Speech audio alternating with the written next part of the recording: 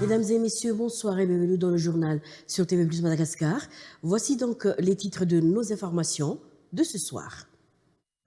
Le Premier ministre condamne les bavures des forces de l'ordre qui sont la source de controverses sur les médias et les réseaux sociaux actuellement. Des mesures seront prises et une enquête sera ouverte pour mettre la lumière sur les faits réels, notamment ceux survenus à Antsiran. Le chef du gouvernement continue d'en appeler au dialogue pour résoudre la situation. Tard dans la soirée du 9 octobre, les MONAT ou état-major mixte opérationnel national avaient tenu une déclaration pour annoncer que les forces de l'ordre avaient le devoir de se dresser pour prévenir toute incitation au trouble, au pillage et à la terreur psychologique véhiculée sur les réseaux sociaux hier. Les MONAT avaient dévoilé publiquement qu'il avait reçu des renseignements fiables selon lesquels des individus mal intentionnés tenteraient de faire un ou des martyrs parmi les manifestants afin de discréditer les forces de l'ordre. Les paramédicaux majoritaires au sein de l'hôpital de maternité de Bevelatanen ont déclaré ce jour qu'ils cesseront toute activité si les forces de l'ordre continuent de lancer des grenades lacrymogènes autour de l'établissement. Outre l'insécurité dans laquelle ils sont exposés, des balles et des grenades ayant atteint l'enceinte de l'hôpital. Plusieurs femmes enceintes et nouveau-nés ont souffert de suffocation lors des affrontements. À Madagascar, le problème, c'est le système.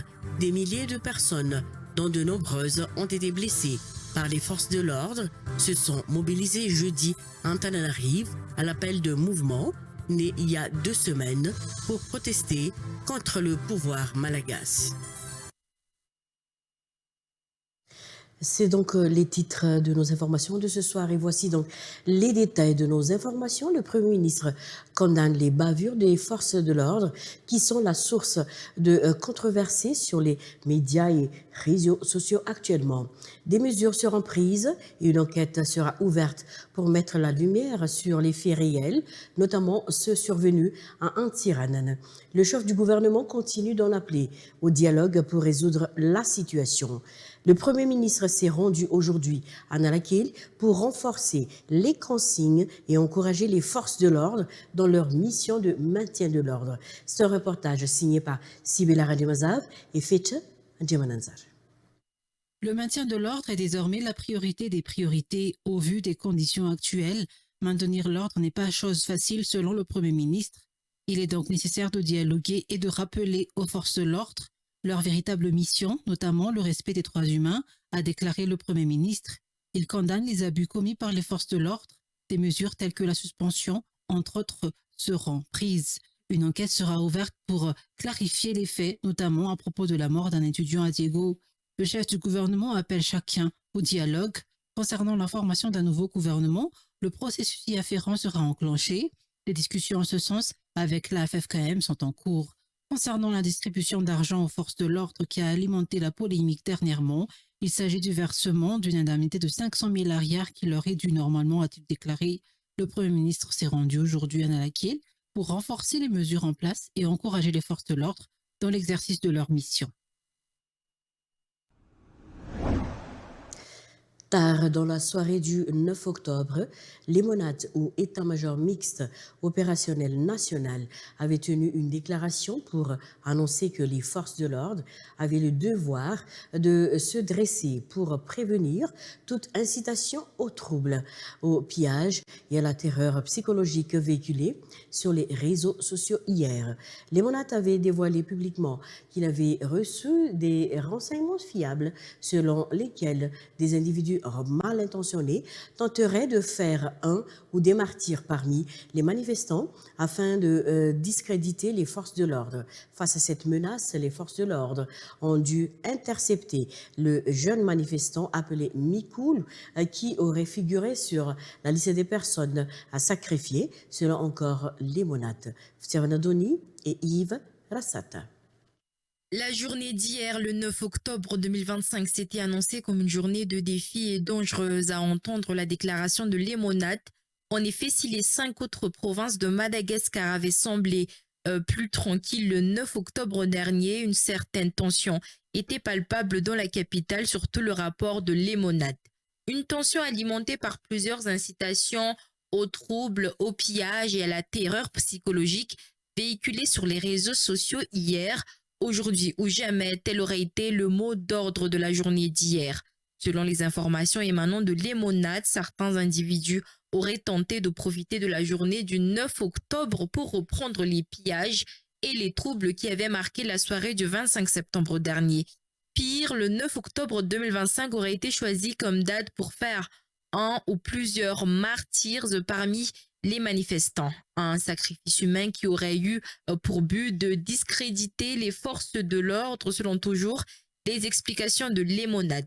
Les images de Mikoul, un des jeunes manifestants de la Gen Z, ont fait couler plein d'encre. Sur les images, on peut voir Mikoul qui est intercepté par plusieurs éléments des forces de l'ordre. Il a ensuite été emmené à bord de cette voiture. Après cette scène, des appels à la libération de Mikoul avaient circulé rapidement sur Facebook. Quelques minutes plus tard, Mikoul a été libéré. Il avait même publié une vidéo de témoignage de plusieurs minutes sur les réseaux sociaux le soir du 9 octobre 2025. À entendre Lemonade, Mikoul figurait parmi les personnes ciblées prévues devenir un martyr lors de la manifestation d'hier. Un renseignement fiable venant de ses sources nous confie Lemonade. Très critiqué par l'opinion publique pour son usage de la violence extrême, Lemonade de renchérir que la mission des forces de l'ordre actuellement est le rétablissement de l'ordre public. Il réfute par contre l'accusation de l'opinion publique selon laquelle les forces de l'ordre utiliseraient des armes létales. Nous n'utilisons pas de balles réelles dans la gestion démocratique de la foule, a déclaré Lemonade. Sur sa page officielle United Nations Human Rights, de déclarer Madagascar, nous recevons des rapports troublants faisant état de violences persistantes contre les manifestants par la gendarmerie, en particulier à Antananarivo. Le chef des droits de l'homme de l'ONU renouvelle son appel aux forces de sécurité pour qu'elles renoncent à la force inutile.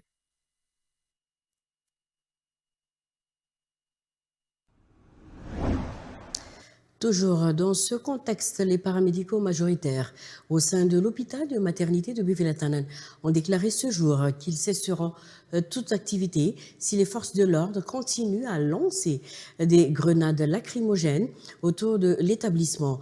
Outre l'insécurité à laquelle ils sont exposés, des balles et des grenades ayant atteint l'enceinte de l'hôpital, plusieurs femmes enceintes et nouveau-nés ont souffert de suffocation lors des affrontements. Rien que dans la journée d'hier, jeudi 9 octobre, 10 nouveau-nés ont été admis en réanimation à cause des gaz lacrymogènes.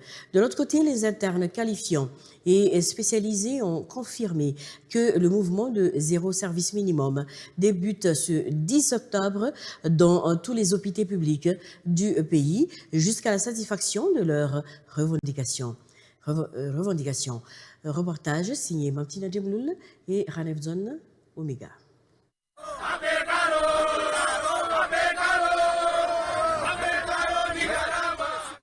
Les paramédicaux du CHU Gob et Buvela-Tanen soulignent qu'ils travaillent dans des conditions extrêmement difficiles, aggravées par le manque de médecins, notamment d'internes en formation. Actuellement, seuls 2 médecins assurent le service après la décision des internes de se retirer. Ce sont ces derniers qui, d'ordinaire, garantissent la continuité du fonctionnement de l'hôpital. En conséquence, la charge de travail des médecins et des paramédicaux restant est devenue écrasante, les obligeant à dépasser largement leurs horaires habituels. De leur côté, les internes qualifiants et spécialisés ont confirmé que le mouvement de zéro service minimum débute ce 10 octobre dans tous les hôpitaux publics du pays jusqu'à la satisfaction de leurs revendications. Ce mouvement touche environ 1300 internes en médecine. En soutien à leurs collègues, les internes de spécialité, les internes en médecine générale, ainsi que les étudiants de l'IFIR ont également rejoint le mouvement. Ces internes ont accordé un ultimatum de 24 heures aux autorités pour répondre à leurs revendications avant de suspendre complètement les services essentiels, notamment les interventions chirurgicales qu'ils assurent habituellement.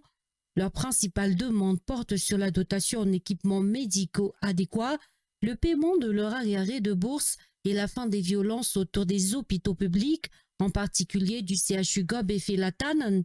Ce matin, les étudiants en médecine issus de divers établissements ont organisé une marche pacifique allant d'Anou jusqu'à Mamasn pour faire entendre leurs revendications.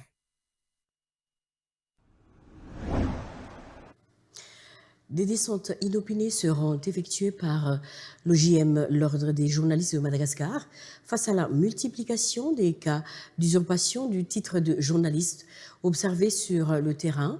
Ces derniers temps, des sanctions seront prises à l'encontre de toute personne surprise en train de se faire passer pour journaliste, a affirmé la présidente de l'OJM. Concernant les presses en ligne, elle a rappelé que des textes réglementaires encadrent déjà ce secteur et que tout le monde ne peut pas s'improviser acteur dans ce domaine. La présidente de l'ordre a également exhorté les journalistes de terrain à exercer leur métier dans les respects des règles déontologiques sans le mêler à des considérations politiques. Reportage. L'Ordre des journalistes de Madagascar, l'OJM, hausse le temps face aux multiples cas d'usurpation du titre de journaliste constatés ces dernières semaines. La présidente de l'OJM tire la sonnette d'alarme. Depuis le début des mouvements de contestation, de nombreuses personnes non affiliées à aucun organe de presse se présentent comme journalistes. Munis de faux badges, de brassards ou encore de gilets semblables à ceux portés par les vrais professionnels, ces individus parviennent à s'infiltrer sur les lieux de rassemblement et profitent du statut de la presse pour avoir accès à des zones réservées. Une situation que la présidente de l'OJM qualifie de dangereuse et inacceptable car elle expose les journalistes à des suspicions injustes et ternit l'image du métier. Pour y remédier, l'OJM prévoit des descentes inopinées sur le terrain afin d'identifier les imposteurs. Il est temps de séparer le vrai du faux, de distinguer le grain de l'ivraie, a martelé la présidente, précisant que toute personne prise en flagrant délit sera sanctionnée conformément à la loi. Concernant les médias en ligne, elle a rappelé que leur prolifération ne doit pas rimer avec anarchie. Internet ne doit pas être un refuge pour ceux qui veulent s'improviser journalistes sans aucune formation ni responsabilité, a-t-elle averti. Les plateformes doivent respecter les cadres légaux en vigueur, notamment la présence d'au moins un journaliste membre de l'OJM au sein de leur équipe rédactionnelle. En conclusion, le président de l'ordre a exhorté les journalistes à rester fidèles aux valeurs fondamentales du métier, la vérification des faits, l'impartialité et le respect du public.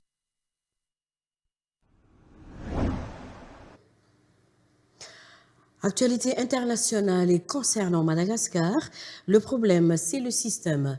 Des milliers de personnes, dont de nombreuses, ont été blessées par les forces de l'ordre, se sont mobilisées jeudi en Antananarivo, la perle de mouvement né il y a 2 semaines, pour protester contre le pouvoir malagasy. Reportage de France 24. Ils étaient des milliers dans les rues de Tananarive. En première ligne, les membres du collectif Gen Z, à l'origine de la révolte débutée il y a 2 semaines. La solidarité syndicale de Madagascar a également répondu présent. La première plateforme syndicale du pays a réclamé la démission du président Rajoelina et a appelé à la grève générale. Ils sont corrompus, ils sont incompétents. Nous avons plein de jeunes, c'est pour ça que nous, la génération Z, nous, on se mobilise pour qu'on puisse vraiment être au cœur des actions sur notre pays. On veut prendre les actions, on veut mener notre pays. Ça suffit les vieux en fait qui vont juste s'engraisser tout ça, laisser la place aux jeunes. On veut plus ces promesses absurdes. Et lui, Anthony Rinaratel, notre président, il ne fait que promettre des choses. Pour faire face aux manifestants, le pouvoir a mobilisé des centaines de forces de l'ordre. Usage de gaz lacrymogène, arrestation musclée. Plusieurs personnes arrêtées ont été embarquées à l'arrière des pick-up de la police.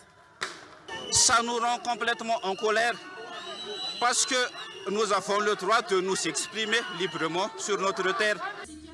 Mercredi, pour tenter d'apaiser le climat social, le président Rajoel n'avait reçu au Palais d'État les doléances d'une partie de la population, alors qu'au moins 22 personnes ont été tuées dans les manifestations selon l'ONU, un bilan contesté par le pouvoir malgache. Point final à cette édition. Merci de l'avoir suivi. À 19h30, je vous donne rendez-vous dans le journal en version malagasy, bien sûr, sur TV+ Madagascar. À très bientôt. Au revoir.